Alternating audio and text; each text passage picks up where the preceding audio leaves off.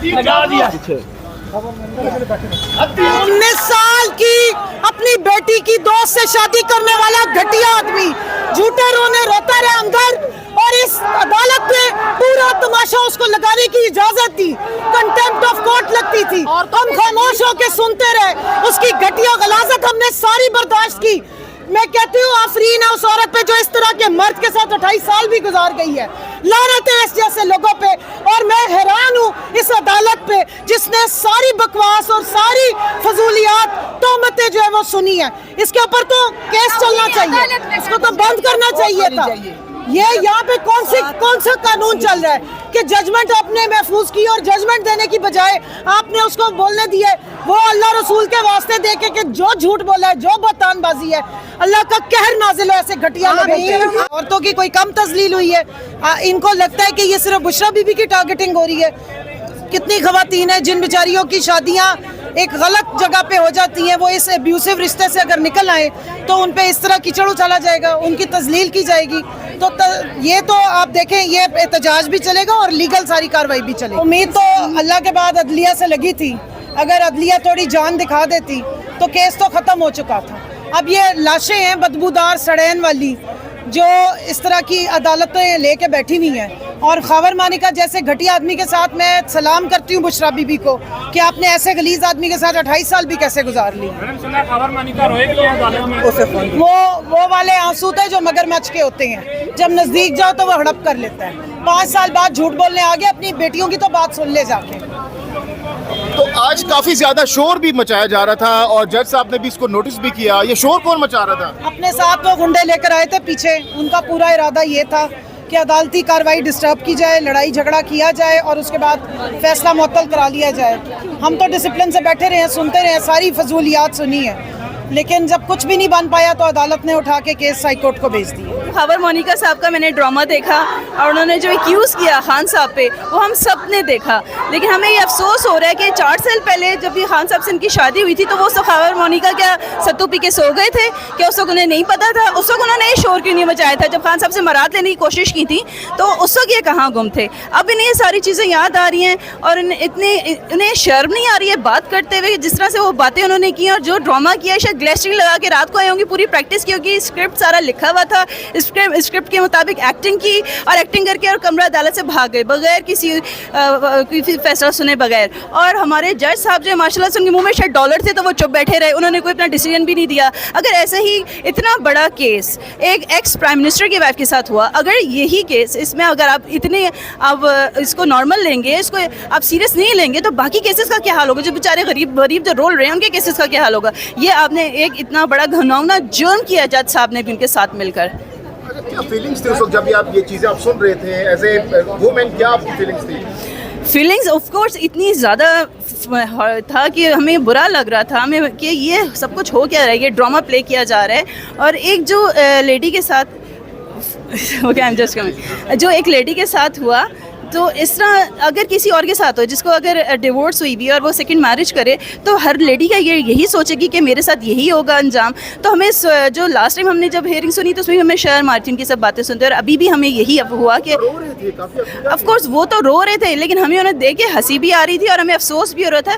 कोई हस्बैंड अपनी ex wife के साथ ऐसे ही करेगा क्या? कमिंग टाइम में ऐसा ही होगा? आज इद्दत वाला केस एडिशनल सेशन जज साहब की कोर्ट में था।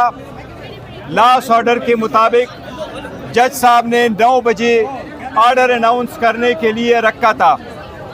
इस केस में अपेलेंट खान साहब और बुशरा बीबी की तरफ से आर्गूमेंट्स कंप्लीट हो चुके थे।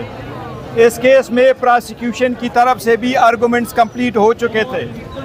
आज 9 बजे इस्तदा की गई कि कुछ गुजारिशात करेंगे प्रोसिक्यूशन वाले, इसलिए केस को 10:30 बजे के लिए रखा गया।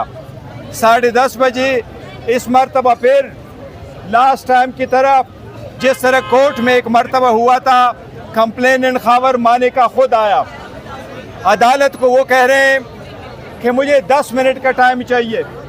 अदालत ने अपने प्रोसीडिंग रेगुलेट करने बड़ी उम्मीद से कि आज ऑर्डर अनाउंस होगा, इसलिए अदालत ने उसको 10 मिनट के लिए नहीं बल्कि पूरे आधे घंटे का टाइम दिया।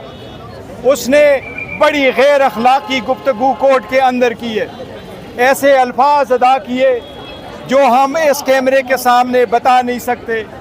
11 मरतबा उसने डेम का लफ्ज़ इस्तेमाल किया, 11 मरतबा उसने हिल का लफ्ज़ इस्तेमाल किया।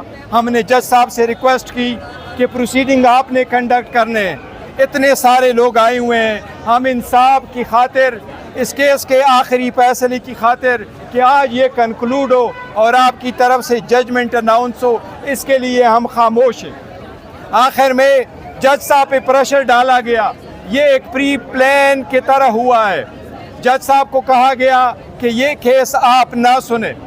इस तरीके से दरख्वास्त पहले जो आई थी वो जज साहब ने डिसमिस कर दी थी, उसके खिलाफ complainant Khawar Manika high court नहीं गए थे।